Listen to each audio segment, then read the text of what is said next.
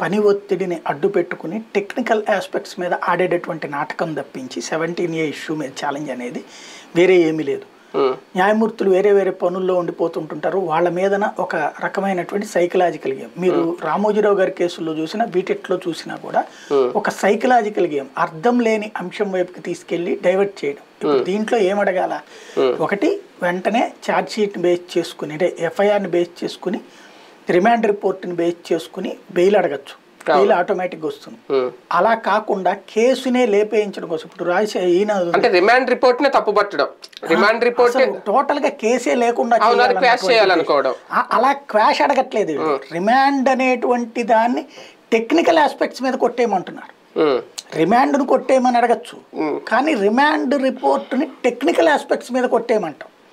Remand report కొట్టేయమని quash అడుగుతారు. ఎప్పుడంటే నాకే సంబంధం లేదు, ₹1 కూడా అక్కడ సాక్ష్యం లేదు కాబట్టి కొట్టేయండి అని అడిగేటువంటిది రిమాండ్ రిపోర్ట్ క్వాష్ అడగటం.